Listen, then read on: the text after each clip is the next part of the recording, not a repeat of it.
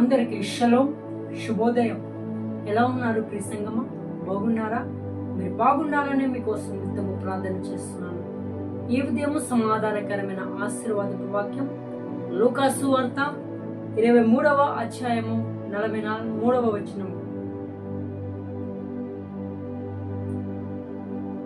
అందుకైన వానితో, నేడు నీవు నాతో కూడా పరదేశిలో ఉండు అని నిశ్చయముగా నీతో చెప్పుచున్నాను నేను.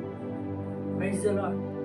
చూడండి బిడ్డారా, యేసుక్రీస్తు ప్రభువారు సిలువలో పలికిన రెండవ మాట ఈరోజు మనం ధ్యానం చేస్తున్నాం. యేసుక్రీస్తు ప్రభువారు సిలువలో ఉంటూ కింద శత్రువులు ఆయన హేళన చేస్తున్నా, ఆయన నవ్వుచున్నా, ఆయన చిన్న చూపు చూస్తున్నా మౌనంగా ఉన్నాడు.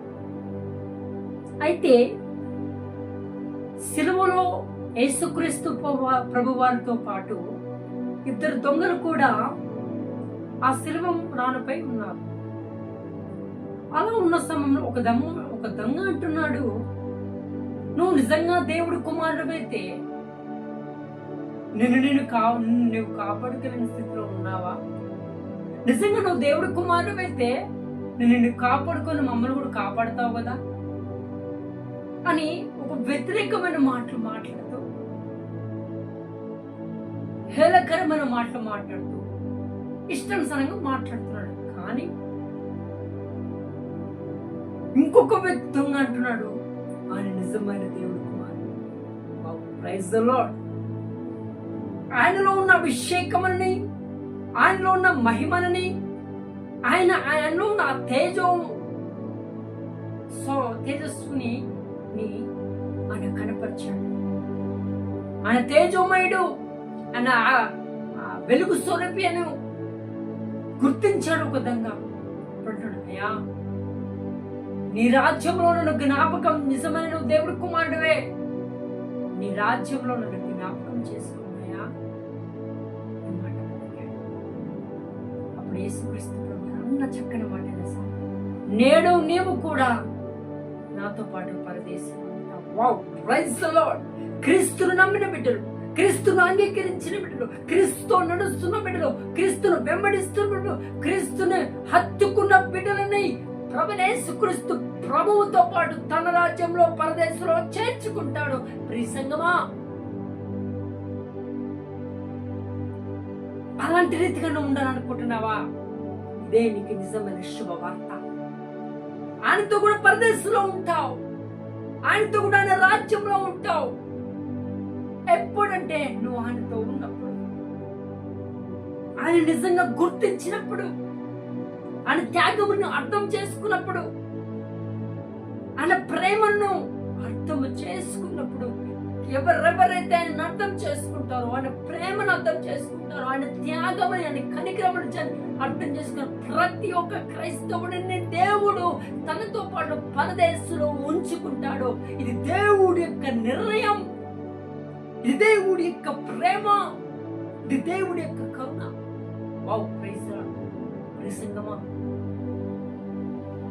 శ్రమ కలిగినప్పుడు నువ్వు గుర్తు చేసుకోవట్లేండి, నిందలు కలిగినప్పుడు గుర్తు చేసుకోవట్లేదు. ఎందుకు?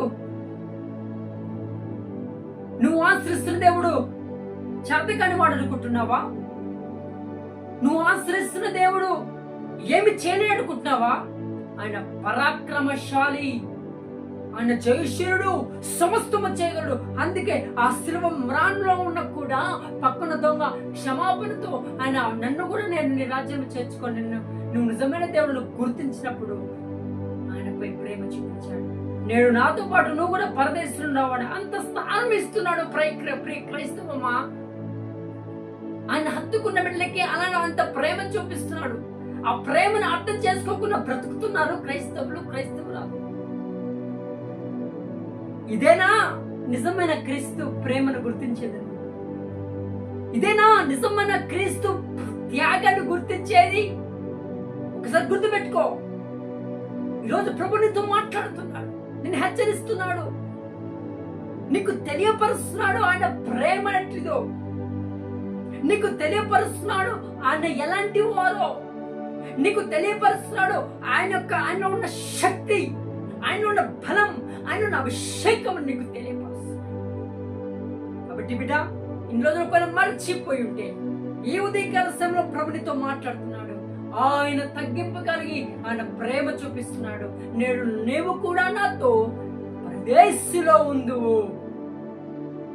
కాబట్టి బిడ్డ, ఆయనతో పాటు నువ్వు పరదేశంలో ఉండాలనుకంటే, ఆయన రాకడలో నువ్వు ఎత్తబడాలంటే ఆయన కొరకు నమ్మకము జీవించు.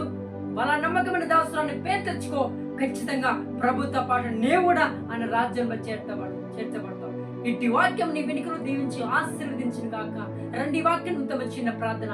తండ్రి స్తోత్రంలో పరిశుద్ధాత్మదేవుడా, నీ పిల్లలు నీ బిడ్డలు ఎంతమంది ఈ వాక్యాన్ని వీక్షించారో వారి పట్ల మీరు కృప చూపించి జాలి చూపించి నిత్య రాజ్యానికి వాళ్ళని చేసి మీరే మహిమ గంట ప్రభావాలు పొందమని క్రీస్తు వర్ణం ప్రతిమలాడి పెట్టుకున్నాము తండ్రి. ఆమేన్. May God bless you.